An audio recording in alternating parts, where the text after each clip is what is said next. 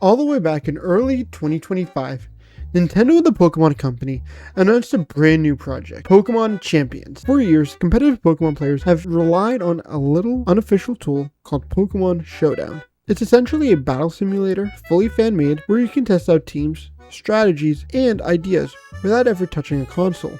And the Pokémon Company allows it to exist, mainly because it's an invaluable tool to the community. I've spent countless hours on Showdown, building goofy teams, crazy gimmicks, and sometimes actually climbing the competitive ladder, or one thing that has stopped many people from fully diving into VGC level play, the prep. In the past, making a competitive team wasn't about knowing what moves worked. You had to breed Pokemon until you got perfect IVs, figure out which Pokemon gave you the right EVs, spend hours battling over and over again to max out those stats. Sometimes, this could take hundreds of hours, just to make a single Pokemon battle ready. And if you wanted a full competitive team, multiply that by 6. It's brutal. It's a wall that kept perfectly good players out, and why so many people leaned on Showdown instead. And now with Pokémon Champions, things are about to change in not just little ways. Let's be real, VGC has never only been about luck or skill alone. It's about time. The long hours required to build even a single team have always been the biggest barrier. And I'll say this before going any further. There is a ton of skill in Pokemon competitive, but a big barrier into entering this scene is the time it takes to grind Pokemon to your specifications. You know the process. First you hunt for Pokemon that you want, then you spend days, maybe weeks, breeding them until you finally get perfect IVs. By the time you get the nature you want, the RNG gods have probably already laughed in your face by then. And then unfortunately, there comes EV training, a real soul crusher. Just hours building stats slowly, add items, berries, terra types, and suddenly, the simplest team can take weeks to prepare. That one might be an exaggeration, but it's still true. Even with modern tools like Scarlet and Violet's vitamins, berries, it's still a tedious process. And for someone like me who just wants to battle and have fun, that prep time kills the excitement. That's why Pokemon Showdown became so popular. It lets you skip the grind and jump straight into strategy, and test your ideas without being punished for time. But until now, it's been unofficial. Pokémon Champions changes everything. Announced for a global release on October 8th, 2026, Pokémon Champions is basically an official version of Pokémon Showdown. It's designed specifically for competitive players. It's free to start, and it has a cleaned up interface. And, most importantly, it completely removes the grind. Every Pokemon in Champions is automatically set to level 50 with perfect 31 IVs.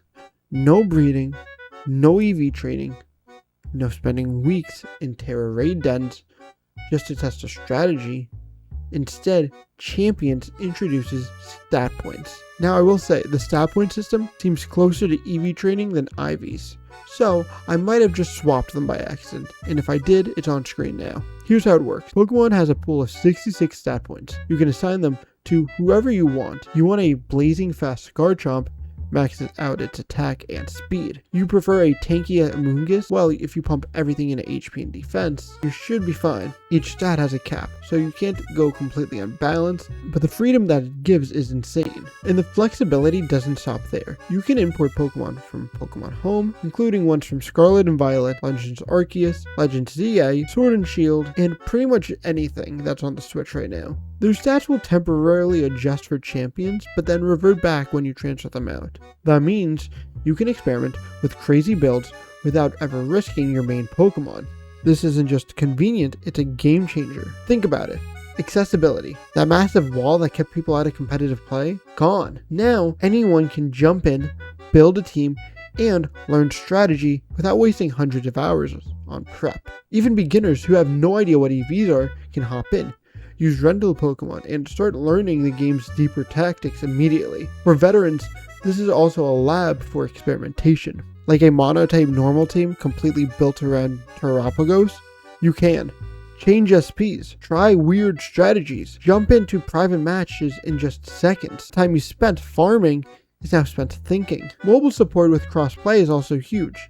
Millions of players will have access to the game, potentially growing the VGC community like it's never been before. This could also push Pokemon into the esports spotlight with a unified platform for practice, tournaments, and official competitions. The first official event using Pokémon Champions is already on the calendar, in Indianapolis Regionals in May of 2026. They're planning on using this new system, so the stakes are high from day one. But let's be honest, every revolution has its dangers. The biggest concern, what it means for the veterans, the players who spent years mastering IVs, EVs, and complex strategies. The SP makes it possible for a newbie to copy a top player's team instantly. The overnight grind as a rite of passage disappears, and for some, that dedication was the soul of competitive Pokemon. Monetization is another question mark. Pokemon Champions is free to start and free to play, but there's also a starter bundle, optional subscriptions, and hopefully these won't lock competitive features behind paywalls. But the community is wary. Battle passes, extra storage, and rental Pokemon could complicate things if not handled correctly. And finally, there's the soul of the game. In the rush to make things fast and mobile friendly, will the game still retain its strategic depth? Now, here's my personal take. I think Pokemon Champions is exactly what the Pokemon competitive scene needed. The grind was a barrier and not a fun part. Strategy, prediction, and outsmarting your opponent, that's the heart of VGC. Champions doesn't remove that, it amplifies it. I'm also excited to see what this game has to offer. Now, let's talk about gameplay. All this knowledge that I've been presenting to you has been knowledge that I've had prior to day one of the game coming out. So let's fast forward to release day, and I want to hear my honest thoughts about this game while playing it for a while. So, now the game is out, and after all that speculation, all the predictions, and all the questions whether Pokemon Champions could actually change competitive Pokemon, we finally have our answers. And honestly, some of them I got right, and some of them I'm completely confused about. Jumping into Pokemon Champions for the first time feels strange. Not in a bad way, but in a way that's very different from traditional Pokemon. Everything is immediate. After all those cutscenes and the tutorials, the game is simple. You open up the game, build a team in minutes, and you're already in a match. There's no actual waiting. There's no preparation. No barrier between you and actually playing. For the first time, competitive Pokemon feels accessible in a way that it's never felt before.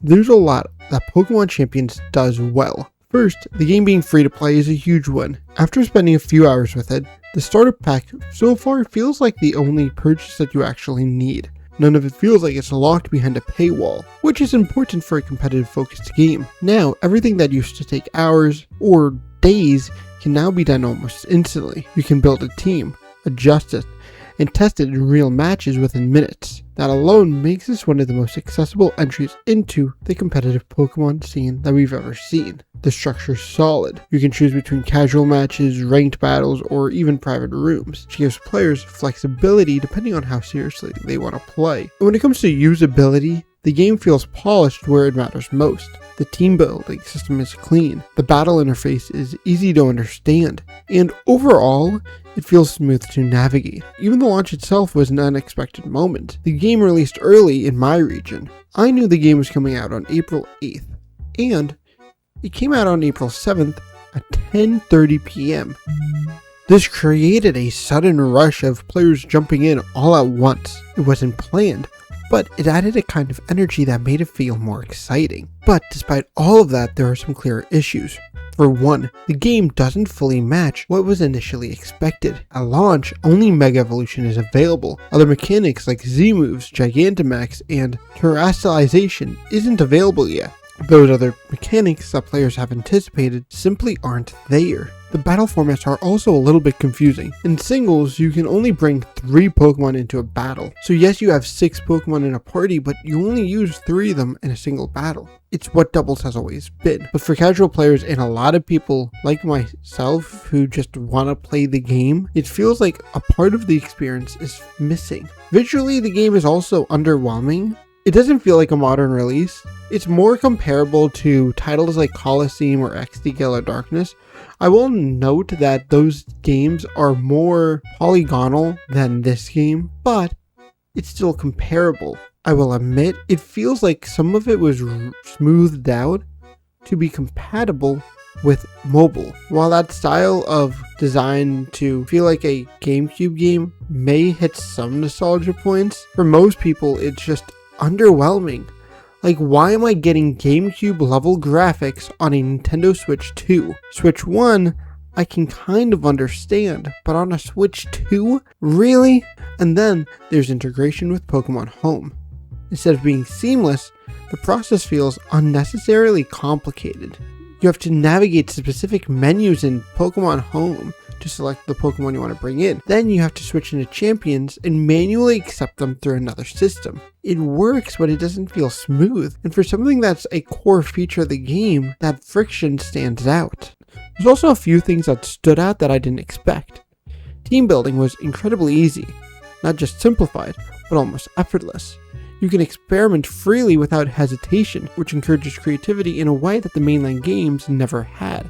The battle interface is another highlight. It's clean, readable, and responsive, which is exactly what a competitive game needs. Even without cutting-edge visuals, the clarity of the interface makes a huge difference between matches. However, one issue is already starting to show itself. The current pool of available Pokemon is limited. And because of that, the meta is forming very quickly. You begin to see the same teams, the same strategies, the same patterns over and over again. Instead of encouraging variety, the limitations of the roster can make matches feel predictable. At first, I liked the idea. I thought that it gave competitive a brand new reset, but this issue has to be called out on. That leads to a bigger question. What happens next? Pokémon Champions has a strong foundation, but it clearly isn't complete. To keep the game engaging, you will need regular updates, more Pokemon, more moves, more flexibility. Right now, it feels like a starting point rather than a finished product. And while there's a lot of potential here, how the developers handle it in the future will ultimately determine whether that potential is realized.